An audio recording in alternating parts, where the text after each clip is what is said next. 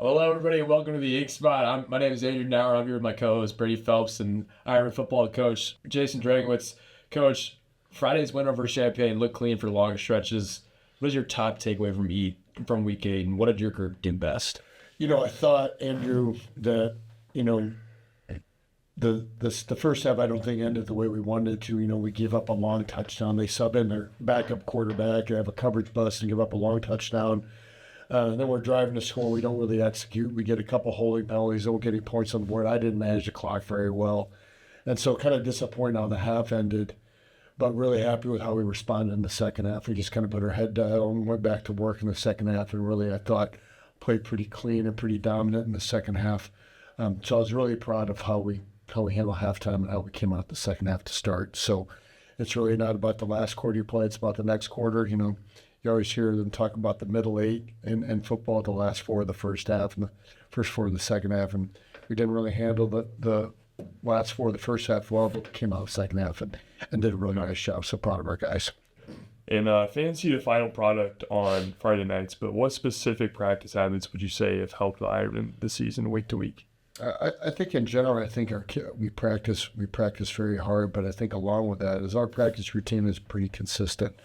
So when you have a consistent practice routine that kids know what to expect, I think it allows you to practice with tempo, with energy, with enthusiasm. Some of the things that we've installed that we haven't typically done in the past. If we false start in practice, we have a hill on the back of our field, so you have two hills for any time we false start. If the defense jumps off sides, that'd be one thing that we've done differently this year that we haven't done in the past. I feel like we've been in really good shape and conditioning. You haven't seen us cramping and things like that. We have some guys playing both ways. We have a regimen on how we practice and how we run. So Mondays we condition and run. We run hard. We run hills on the back end of our practice field. Tuesday's usually a strider, more like just lengthening out, not running. And then Wednesday is a dynamic stretch mobility portion. We don't run them on Wednesday. And I feel like that's been good. That's been good practice habits. And I feel like our run-throughs on Thursdays have been really clean and really crisp. And we've actually polished and made improvements on that Thursday run-through. So I think those practice habits showed up. Our kids practice really, really well. They practice with energy and they practice with tempo. We always can get better at those things, but I feel like this group has done a really good job of that all year.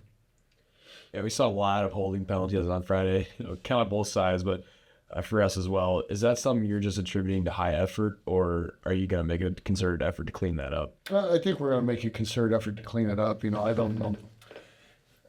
Some of the holding calls, as you look at on tape, okay, I guess. Right. I guess that's a holding, but it's not.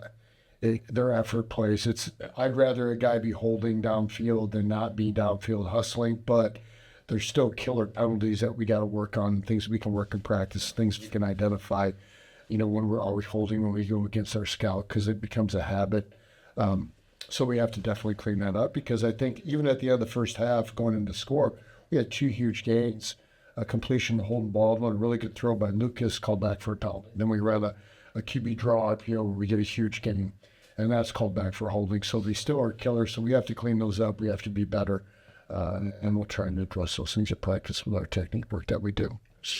Excluding one play, your defense had a shutout. But can you talk about what happened on that one play that led to the only touchdown of the game?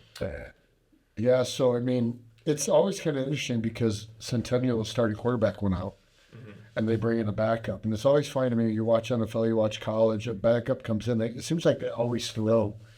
And I think we were probably not expecting them to throw. But they were just in a 3-by-1 formation.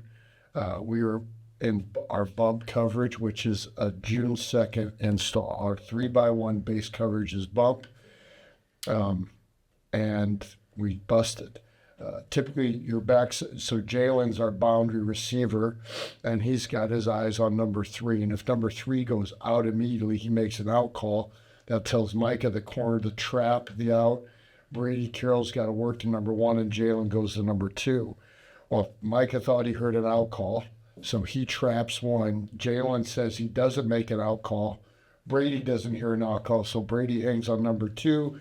Jalen just kind of plays the middle, and that allows number 1 to run free. So it's poor communication, and it's just a breakdown that can happen. You can't, and teams, when you play good quarterbacks, good receivers, when you make those mistakes, they'll make you pay. So we just have to clean that up. Just disappointed because that's when we first install coverage, 2x2 we're playing quarters, 3x1 we're playing bump, and we do that the first day. So we got to be better. I don't know if that makes sense and what the breakdown was, and then they made a good throw, and the kid made a tough catch and scored. Earlier this season, you talked about taking a home run shot after a momentum swing. This week, you guys did the flea flicker after the pick. What impact does that have on your team's energy and maybe the opponent's mindset as well? Well, I think anytime you get a sudden change, there's the opportunity to take a shot just because the momentum is switched. But I also think it's dependent upon where you're at on the field. And picks gave us short fields. And, again, we run those plays. We execute those plays in practice, and Coach Messina loves to call them. And if you can hit on them, it can be not demoralizing, but can really switch the momentum more in your favor. And but you also got to be hit on and execute it, which we did. I just think, I think when I talk to my friends that coach in college, they'll break down teams offensive. What do they do in sudden change? Are they a shot team on sudden change? Are they a trick play team on sudden change? Or do they just run the football? I would imagine that we're a shot team. Yeah. On those, which I love. I love being aggressive. I think it excites your kids. It excites your crowd. It excites your bench. And if you're going to have those plays that you practice all week, you definitely need to run them. And we definitely run them and have hit on a bunch of those this year. Yep. We've seen a lot over the past few weeks. We've seen a lot of guys in the backfield. What drives that decision? Can we expect more of that? You mean like pass rush offensively, like we've seen Cole Kretzer, Malachi Kinsey, numerous guys. Yeah, I mean, Cole's had an outstanding year. I mean, I think he's got 25 touchdowns through 8 games, which has been really outstanding. But then you see Malachi in there, you see Jalen Smith in there, and we're always looking to find ways to gain advantages through formations, but also where you're putting our best players and playmakers in those formations, and there's still things that we want to do and continue to do. Anything you can do to make the defense align differently, get eyes differently, have to pay attention to guys in different spots, I think presents challenges. And we also do it as finding ways to get the best matchups that we can by putting those guys in the backfield.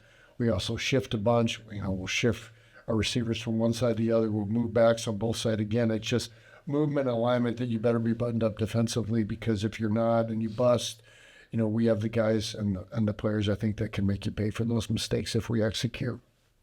Yeah, Adler Jimenez found the end zone 4 times on Friday for touchbacks. It's kind of an element your kicking game has been missing. What does his role look like when Will Castro comes back healthy? Well, I think we're really blessed. Number one, to have 2 really good kickers. I mean, not many high schools can say that. I think Adler really works at it, and it's really important to me. He spends a lot of time working on his kicking craft outside of what we do in the off season and a practice. I think the wind, definitely helped. And we specifically chose to take the wind at the beginning of the first half and the beginning of the second half, so we could maybe get some advantages in the kicking done. Will can do it too. Will's just been, he just had some quad issues that's not allowed him to be full go. If Will's back this week, Will is our kicker, but then we'll also continue to utilize our 2 kicker stuff, which you've got us do with onside kicks and mortar kicks and deep kicks. So they'll both have a role, because they both feel like they're weapons and we can take advantage of what they do best. Absolutely. We've seen Chase Caston's snap count go up week by week. Can you talk about how he's come along this season? Yeah. The thing that I've really noticed about Chase is he's just progressively got better every single week. And where we've seen it the most from him is, I swear, all he does is catch balls against our starting defense when he runs scout, which I kind of love about our guys here. Like, we try to give guys roles in scout, but our starters, if you allow them to, they're going to run out there and scout against our starting offense or our starting defense, which is just a way to get more reps and make each other better. And he's really shown that against our number one defense. He's always catching balls against guys. He's extremely talented because he presents just a unique matchup due to his size, his athleticism, and he's got great ball skills and great hands. And I think for us to be, even more impactful in the passing game, it can't just be Luke Potts and Michael Mavick. It's got to be Luke, Michael, Holden, and Chase. And we finally hit on a fade to him, called back for a holding. But we got to find ways to take advantage because not many people have a guy that can match up against a 6'6", 6'7" athlete who can jump. Really proud of him. Turn the page to Peoria High. What are the first 2 or 3 points of emphasis early in the week here? Well, first off, we got to be able to handle their run game. They're really physical up front. They run the ball well. Their quarterback is outstanding in the running and the passing game. Their running backs run hard. Their O-line's big. They get off the ball and they're physical. So that's going to be key. I think number 2, offensively, is we got to handle the unique front that they run with really basically everybody up. They're doing some different things that they haven't done in the past this year with their 3 linebackers, and they're playing press zero, zero coverage. So in offense, we got to win some one-on-one matchups and make some plays. And then the third big thing, in my opinion, is going to be handling their onside kick that they do every time. So their offensive line versus our defensive line, our ability to handle the front, and our ability to handle their onside kick. We've done a good job of that the last 2 years. Because if you can get it, you get the ball at the 50 every time, and I like that. But Aaron Montgomery and their staff at Peoria do a really, really good job. It's a big challenge for us and go on the road to play them there, but something we're really excited about. We've seen Peoria in a couple offensive shootouts, 43 to West, 31 to Peoria Notre Dame. How do you plan to control the pace here and play the game on your terms? Well, we're going to continue. We're not going to change how we play. I mean, we're going to be multiple and push the tempo when we can because we have to stay true to who we are offensively and defensively. But then it comes down to, your scheme. How do you handle their up front, and what are we going to do to win matchups and get the ball to our playmakers in space?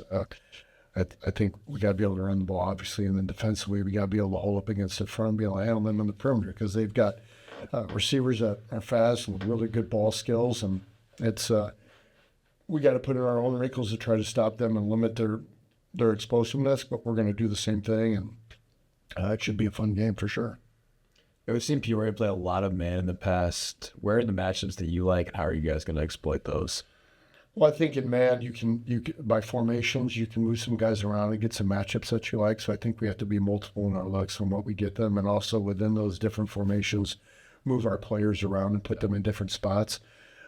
Again, I think Luke Potts has got to be able to win one-on-one matchups. We need to utilize Chase's size to win one-on-one matchups. Michael Mavick, Mitchell Potts. I mean, we're going to look any way we can get an advantage against a one-on-one matchup. We're going to try. But then when those shots are there, we have to hit on them. If you go back and look at last year's film, I mean, we had Mark Quan 2 to 3 times in one-on-one matchups, and we missed him. And we got to hit those. So that would be the biggest thing for us. And they will identify guys that are going to guard their guys. So you'll see this guy on Luke and this guy on Michael, and then we just got to be physical and win. What would you say Peoria does differently than the opponents you've seen so far? And what would you say is similar to the opponents you've seen? What they do differently is what they do defensively. Number one, it used to be just everybody was up in the line of scrimmage. Now they're in a true front, but then they have their 3 linebackers between the guard, center, guard. And one guy's coming and they're passing things off in the press. So you don't see that for many people. Special teams, they don't punt, they don't kick extra point field goal. Well, they do punt if they're backed up. They go for 2 every time, and then they onside kick. All those things require more prep. So now when we're on defense, 3rd down is like 2nd down. Yeah. So now they got 4 downs to get to. What they do, similar to other people, they run power and counter. That's what Bloomington does. They run power and counter really well. They throw quick game, mouse screens, bubble screens, 4 verts, which a lot of people do, and do some quarterback run where he's going to read things and pull it. And then I think their other unique thing is the size they present up front and the athletes they have all over the field. Not that other teams don't have pretty good athletes, but sorry, Steve having the time, and they're really physical and what they do really well. Yeah, something that's not lost in you. The Ironmen can win the conference outright with the win here on Friday. How important is it to have a game that has playoff-like aura in Week 9? Oh, I think that's kind of just what I've been thinking about all weekend is that, some people, there's been years past where we haven't had to play that type of game in Week 9. Luckily, we did it last year, and this year I think it's outstanding to play a really, really good opponent who's really, really well coached on the road. So it is like your first round of the playoffs. And what you're playing for is something really important to us, which is winning an outright Big 12 title. And hopefully our kids are excited about it to go on the road to rally together and play them.